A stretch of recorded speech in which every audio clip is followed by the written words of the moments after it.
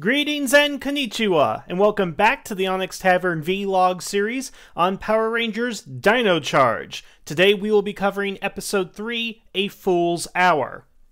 Now, I know I've been gushing a lot about Dino Charge in the last couple of weeks, because honestly, the first two episodes were really good and really enjoyable. Again, something fresh after what I feel has been 6-7 years of just disappointing Power Rangers. That all being said, I think we've kind of taken a slight dip here in the third episode, and it's not so much about the quality of the episode, but the fact that the episode raises numerous questions that, by this point in the franchise, we really shouldn't be dealing with stuff like this. And I'll go ahead and talk about that, but let's talk about the good things in this episode and just some interesting things that I like here. First of all, the Fool's Hour is in reference to the plot of the episode, which is kind of, I wouldn't say clever for our villains, but it's the logical thing to do at this point. So, as we've established, Sledge is a bounty hunter, and he has a number of prisoners on his ship. Now, the way he's actually utilizing them is kind of smart. We know that Sledge obviously wants to get the bounty for these guys, and it's going to make him rich to do so, which seems to be his motive for really doing this. It seems like it's more profit than it is, say, justice. But the inner gem's given him unlimited power.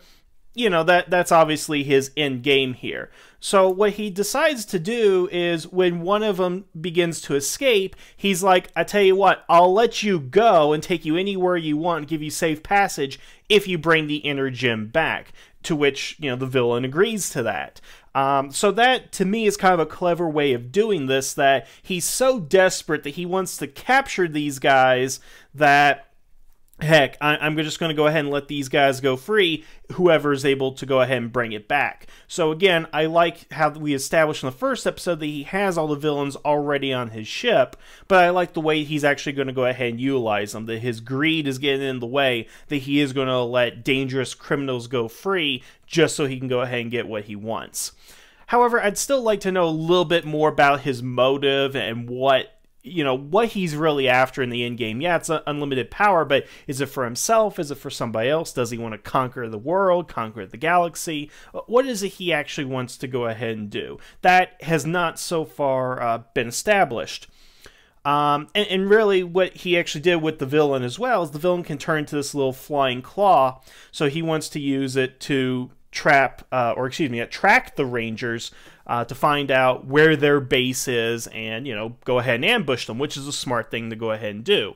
Now, luckily that doesn't happen in this episode, simply because I always hate it where the villains always get into the base within, like, the first few episodes or the first movie or something like that. One of the problems I have with the first G.I. Joe film is that they attack the pit way too soon. That I always felt that if you're going to attack the secret base, it should always be towards the end of the series, or enough time to establish this is our safe haven.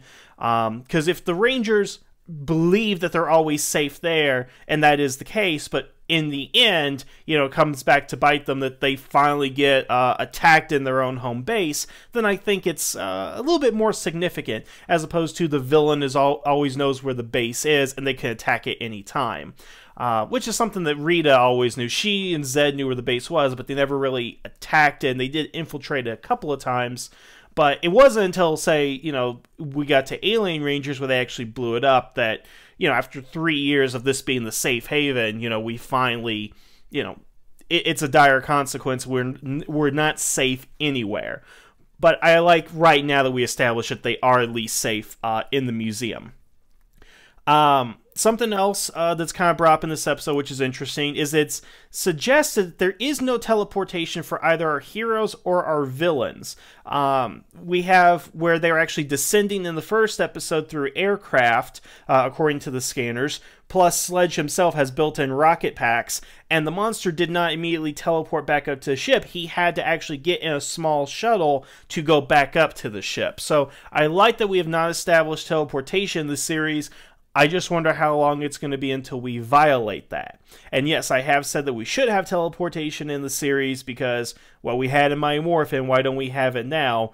But I'm willing to go along with it. It seems to work just fine, at least in this episode. But again, I want to see how much longer we have until that is somehow violated. The basis of this episode also comes in with what's going on with Tyler and Chase. And it's that typical, we form the team, now we have to learn to work together as a team. And it's done a little bit differently, where Tyler wants to go out and do something, but Chase is like, hey, you got to stay on the team, you can't go do this by yourself. But turns out Tyler was right.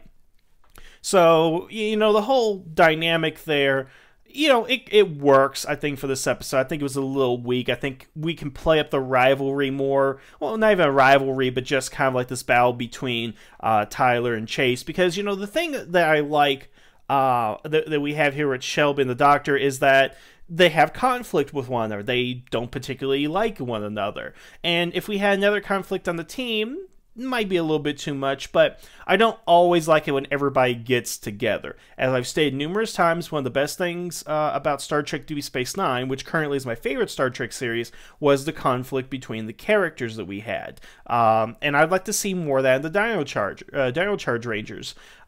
This series is not established for that, and, you know, there isn't really supposed to be that kind of conflict, but nevertheless, I'd like to see a little bit more bickering and problems between our characters, just because it makes them a little bit more human. And I think it does make Tyler and Chase human in this sense. I just wish kind of more was done with it, because this is more of a plot and action heavy as opposed to any type of story. So that's kind of what we're dealing with here. Some nice touches were placed in the episode, as I'm sure everybody knows by now. Both Chase and Coda were humming the Kyryuger theme at various times within the episode. The action sequences, mixing in between Sentai and American footage, worked pretty well, except you could see Japanese posters in the background, so there's that little issue right there. We have more of Riley practicing his swordsmanship, so I like it's a continuing thing that he is continuing with this, and he is going to try and get better at it. We had the introduction of the Dino Steel in here. Okay, let's actually get to the major problem I have with this episode, where, again, it's not as good as the first two, but because of this, we just have all these questions that we just don't understand. So, first of all, I also want to point out that all three episodes so far have been written by Chip Lynn, who, by the way, is actually Judd Lynn, who wrote several really good episodes throughout his run on Power Rangers. He had some stinkers here and there, shell-shocked and whatnot, but for the most part, he's a very consistent writer and has been very good. Which is why, when I look at the problems I'm about to mention here, he should know better. He's been working on the show for a very long time, and these are things that really should have been hammered out early on in the process. And what do I mean by that? Well, we learned some new things in this episode. We find out that when you are bonded to an energem, you stop aging. You essentially become immortal. And we established that with Coda, who found his down gem, and I believe she said 100,000 years ago. I could be wrong, but I think she said 100,000 years ago when he was a caveman. He bonded to it, and thus he stopped aging. He literally became immortal. And again, we established that he was a caveman this episode. And Shelby even asks, so I'm going to be 18 forever? And the Doctor replies, yeah, that's what's going to go ahead and happen. So the question that has to be asked is, what has Coda been doing for 100,000 years, exactly? What has he been doing? Because it seems to me that Coda has just woken up. He's just been unfrozen, basically. Let's use that term. Because the way that Coda acts, the way that he talks, the way he doesn't understand things, he doesn't understand what a hunch is. He has no concept of time, because he literally asks, how long is an hour? He still lives in a cave where he does paintings. He is not fully acclimated to present-day life. He can speak English, but he speaks English the same way that I speak Japanese, in fragments and short sentences. Again, it looks like he was just unfrozen yesterday. But if he's been around for 100,000 years, what has he been doing? Was it that he found the energem and got frozen in a block of ice or carbonite, or went through a time portal, or whatever?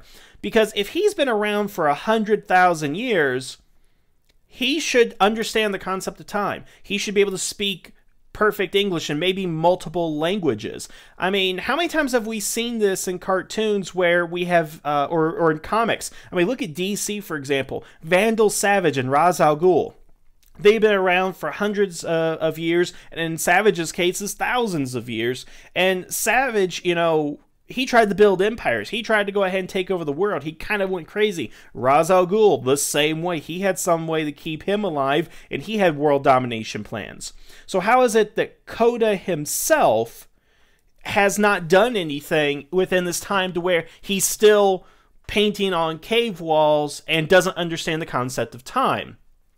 I mean, and here's something else you guys need to look at. There's a film called The Man from Earth, and that's about a guy who is immortal, and he's lived since he was a caveman, and he became a professor, and he learned to move around to different parts of the world. They mistook him for Jesus at one point. I mean, they talked about the backstory of what he had been doing for that entire time. I want to know what Coda's been doing for 100,000 years that makes him the way he is, to where he doesn't understand time, he doesn't understand language, he doesn't know what a hunch is. I want to see what that is. And you know, the thing is, Coda is my favorite ranger right now, but I don't like what the writing staff is doing with him. Like, when the monster becomes big, he says, "Oh, monster big, like mammoth." And I'm like, okay, interesting that you would say that.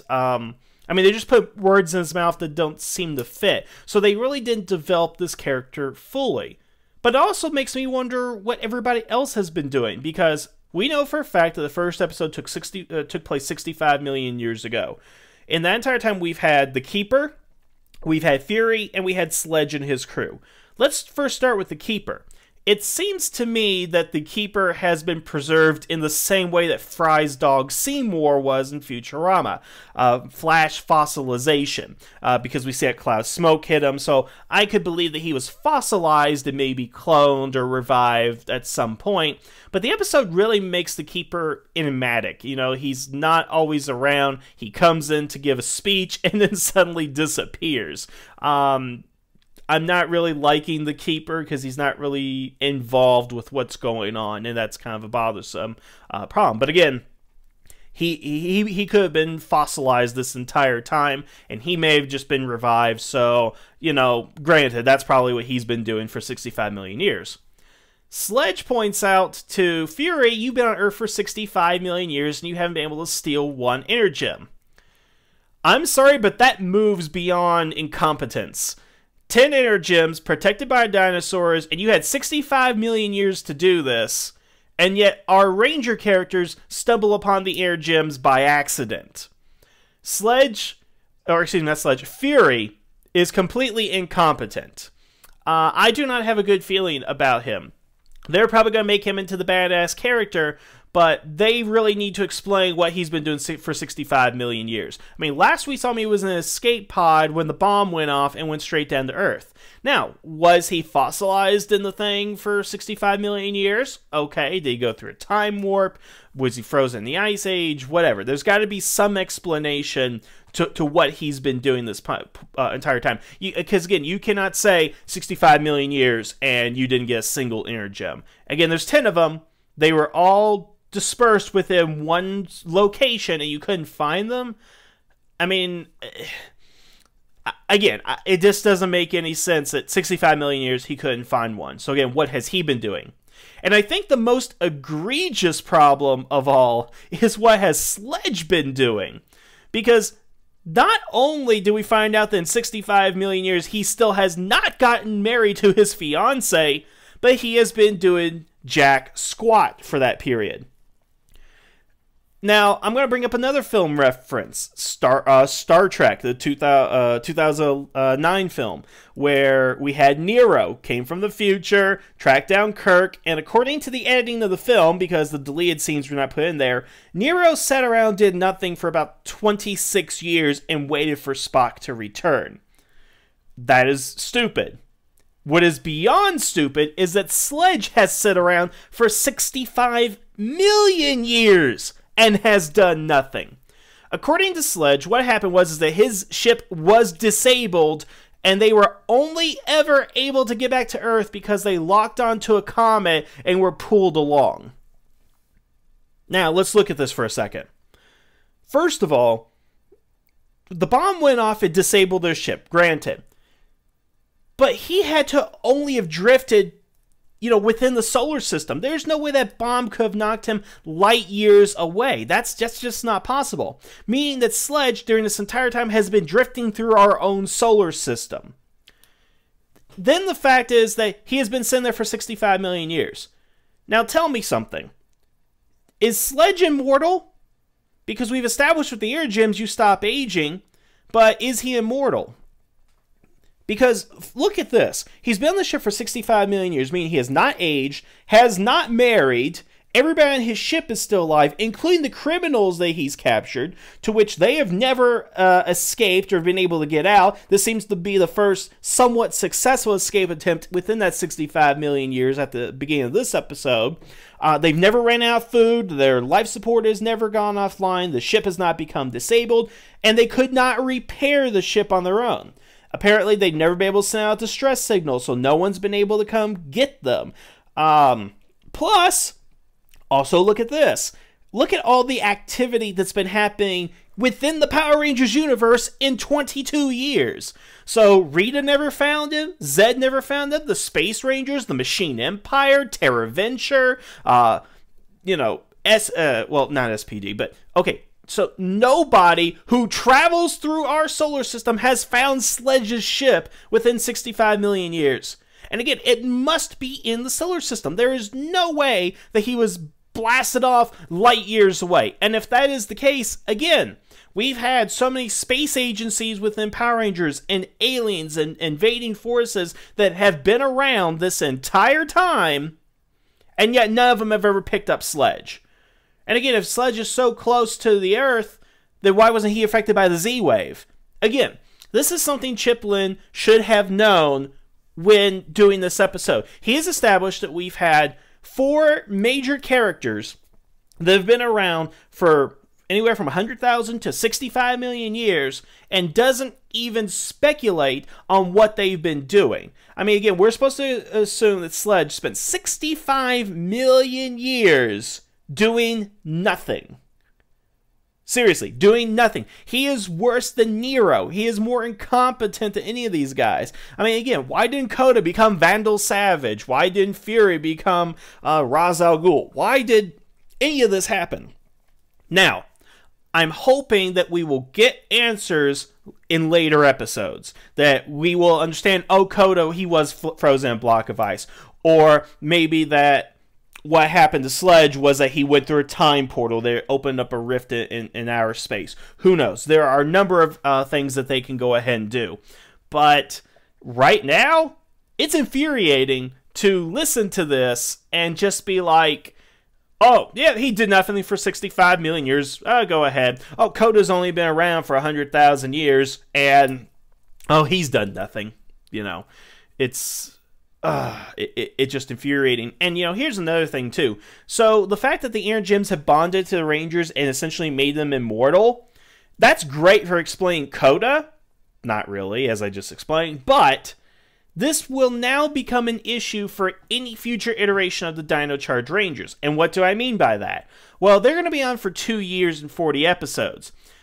If they keep the inner gems and they're still bonded to them by series end, and recently, a lot of Power Rangers, they don't lose their powers, they keep their powers at the end of any particular season, that means that if we have a reunion with the Rangers and we see these characters 20 years from now, they'll age. How are you going to explain that? You wrote yourself into a corner beyond just this season.